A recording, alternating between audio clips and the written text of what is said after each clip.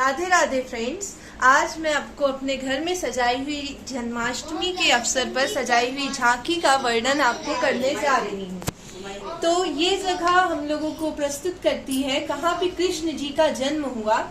जब कंस को पता चला कि उसका वध उसकी ही बहन के पुत्र के द्वारा किया जाएगा, तो उसने अपनी बहन को जेल में उसके पति के साथ बंद कर दिया।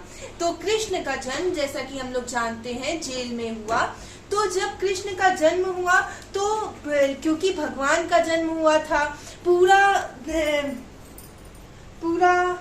वातावरण वैसा ही बन गया था। बहुत ही आंधी तूफान चलने लगा था। जब कृष्ण पैदा हुए तो उन्होंने सबसे पहली लीला ये दिखाई कि उन्होंने ऐसा जादू किया कि सारे जितने भी वहां पर द्वारपाल सेवक थे सब सो गए, उनकी सारी बेड़ियां खुल गईं और वासुदेव कृष्ण को यमुना नदी के द्वारा ले जाने लगे। यमुना नदी में रास्ता बनाने के लिए शेषनाग, जिनको नाग कालिया के नाम से भी जाना जाता है, उन्होंने उनको रास्ता बनाने में मदद की यमुना ने। और फिर वो अपने मित्र नंद बाबा के यहाँ आ गए, जहाँ पे उनको एक पुत्री हुई थी और उन्होंने कृष्ण को उनकी पुत्री के साथ बदल दिया, जिससे कि कंस को पता ना चले कि उनके यहाँ बेटा जन्म लिया है। जब कंस को पता चला कि उनके यहाँ एक पुत्री ने जन्म लिया है, तो उसने सोचा कि एक पुत्री हमारा वध क्या करेगी। फिर भी उसने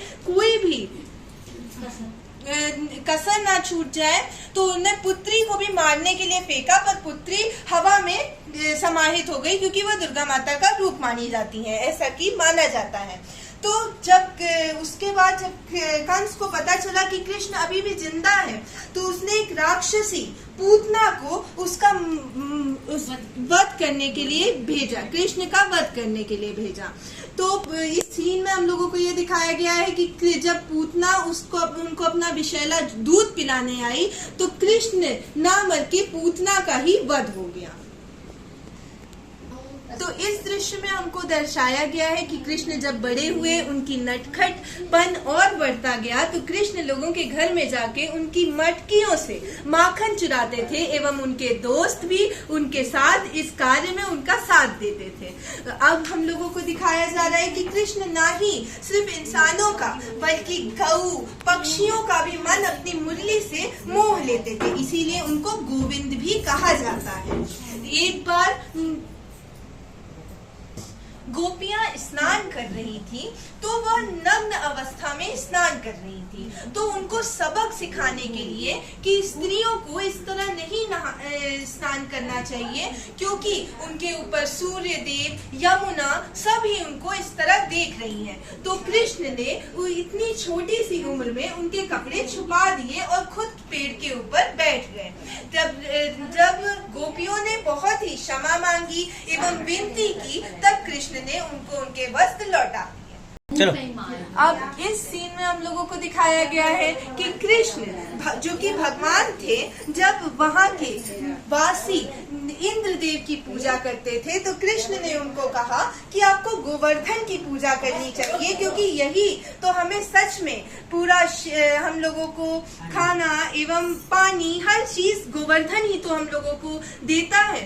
तो इस वजह से इंद्रदेव बहुत ही रुष्ट हो गए एवं बहुत तेज वर्षा करने लगे। इस वर्षा के चलते लोगों की फसलें भी खराब हो जाती एवं वो सब भी मरने का डर था। तो कृष्ण ने गोवर्धन को अपनी छोटी उंगली पर उठा लिया, क्योंकि लोगों का उन पे इतना प्यार था, तो वो कृष्ण को बच्चा समझ के, इसमें यही दिखाया गया है कि लाठी से उन्होंने गोवर्धन को सपोर्ट देने के लिए कि कृष्ण गिर ना जाए गोवर्धन, उन्होंने गोवर्धन को लाठी से पकड़े रखा। जब इंद्र को पता चला कि स्वयं कृष्ण गोवर्धन को उठाए हैं, जो कि विष्णु का 8वां रूप है, तो इंद्र उनसे क्षमा मांगने आए एवं कृष्ण को क्षमा मांगा और कहा कि आप गोवर्धन की पूजा करिए। तब से गोवर्धन की पूजा होने लगी। तो इस दृश्य में दिखाया गया है कि कृष्ण गोकुल छोड़कर अब मथुरा जा रहे हैं, जहाँ रथ से, जहाँ पे गोपियां एवं वहाँ की प्रजा इनको रोकने के लिए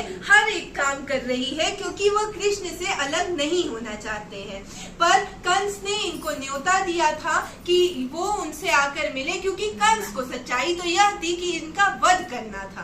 पर अंत क्या होता है ये तो हम सबको पता है दोस्तों, कि कृष्ण ने कंस का वध करके एवं वहां की राजगद्दी कृष्ण को मिल गई और कृष्ण वहां के राजा बन गए। उसके बाद उनके मित्र सुदामा उनसे मिलने आए। उनके महल जब सुदामा उनसे मिलने आए तो सुदामा ने द्वारपालों से कहा कि जाओ कृष्ण से जाकर बोल दो कि उनका मित्र सुदामा उनसे मिलने आया है। सुदामा बहुत ही गरीब थे, फिर भी कृष्ण भगवान थे, वहां के राजा थे। वो थाल लेके पानी की दौड़ते हुए उनके चरण धोने आ गए। इससे पता चलता है कृष्ण का मन कितना बड़ा था। वह गरीबी, अमीरी, इन सब जैसी कुरीतियों में समाज की कोई विश्वास न रखते हुए उन्होंने सुदामा का चरण धोया एवं उनको पूर्ण सम्मान के साथ अपने राज्य में रखा।